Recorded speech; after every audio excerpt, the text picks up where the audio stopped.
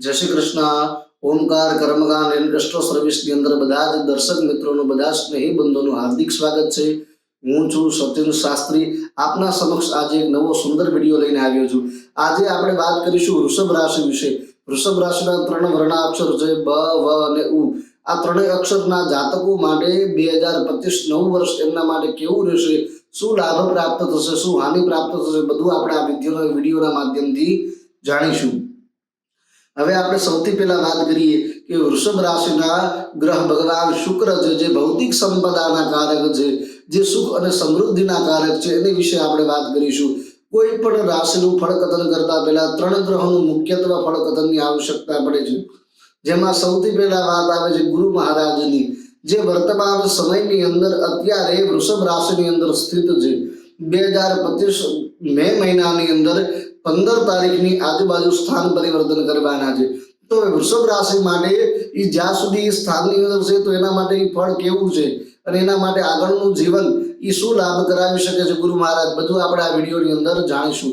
તો હવે આપણે વાત કરીએ કે વૃષભ રાશિની અંદર અત્યારે ગુરુ સ્થિત છે, તો જે વ્યક્તિના વિવાહ નથી થયા, જે અવિવાહિત છે, એને વિવાહ માટેનો શ્રેષ્ઠ અને દિવ્ય યોગ છે આ। અને જે લોકોના વિવાહ થઈ ગયા છે, જેને ત્યાં સંતાન નથી, એના માટેનો પણ સુંદર અને શ્રેષ્ઠ યોગ અત્યારે સર્જાઈ રહ્યો છે કે વૃષભ રાશિની અંદર ગુરુ મહારાજ સ્થિત છે। સ્થિત હોવાના કારણે તે લગ્ન સ્થાનની અંદરથી 5મા સ્થાનની અંદર દ્રષ્ટિ કરવાના કારણે તે જીવનની અંદર સંતાન પ્રાપ્તિનો યોગ બનાવી શકે છે વૃષભ રાશિ વાળા જાતકો માટે।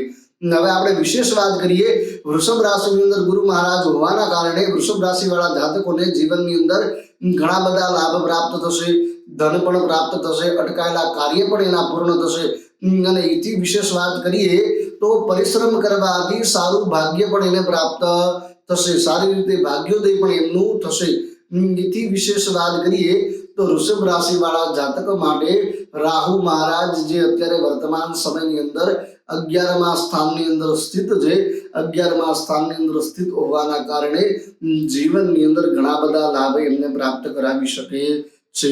અને બીજી વિશેષ વાત કરીએ તો કે રાહુ મહારાજ સ્થાન પરિવર્તન કરવાના છે મે મહિનાની અંદર। જ્યારે રાહુ મહારાજ સ્થાન પરિવર્તન કરશે ત્યારે એ સમયે સ્થાન પરિવર્તન કરશે, ત્યારબાદ 10મા સ્થાન ઉપર આવશે। 10મા સ્થાન ઉપર આવવાથી જે વૃષભ રાશિ વાળા જાતકો છે એના જીવનની અંદર કોઈ પણ પ્રોપર્ટી, કોઈ પણ મકાન જે વાદ વિવાદની અંદર ફસાયેલું છે એમાંથી મુક્તિ પણ મળી શકે છે। અને બીજી વિશેષ વાત તો રાજ્ય ક્ષેત્રે એને સફળતા પણ પ્રાપ્ત થઈ શકે છે। એથી વિશેષ વાત કરીએ તો ન્યાય ક્ષેત્રે એને ન્યાય પણ પ્રાપ્ત થઈ શકે છે। જીવનની અંદર ઘણા બધા અટકાયેલા કાર્ય છે, અભિષ્ટ કાર્ય છે, એની અંદર પણ વ્યક્તિને સિદ્ધિ પ્રાપ્ત થઈ શકે છે। એથી વિશેષ વાત કરીએ તો રાહુ મહારાજના કારણે જે શત્રુઓ છે એની ઉપર હાવી થઈ ગયા છે વૃષભ રાશિ ઉપર વાળા જાતકો ઉપર, એ શત્રુઓ જે હાવી થયા છે, ઉપદ્રવ કરે છે શત્રુઓ, એ શત્રુઓ પણ ધીરે ધીરે શાંત પડી શકે છે રાહુ મહારાજ જ્યારે પરિવર્તન કરશે ત્યારે। એથી વિશેષ વાત કરીએ તો કે શનિ મહારાજ અત્યારે વર્તમાન સમયની અંદર 10મા સ્થાનની અંદર સ્થિત છે 29 માર્ચ 2025। ત્યારબાદ શનિ મહારાજ છે સ્થાન પરિવર્તન કરી અને 10મા સ્થાનમાંથી 11મા સ્થાનની અંદર ભ્રમણ કરશે। 11મા સ્થાનની અંદર જ્યારે શનિ મહારાજ આવશે ત્યારે વૃષભ રાશિ વાળા જાતકો માટે ઘણી બધી વસ્તુઓની અંદર એને ન્યાય પ્રાપ્ત થશે। જે કોઈ વ્યક્તિ નોકરી કરે છે, એને નોકરીની અંદર પદોન્નતિની ઈચ્છા છે, એને પદોન્નતિ પણ પ્રાપ્ત થઈ શકે છે। જે કોઈ વ્યક્તિના પૈસા ફસાયેલા છે એને ધન લાભ પણ થઈ શકે છે, પૈસા પણ પાછા આવી શકે છે।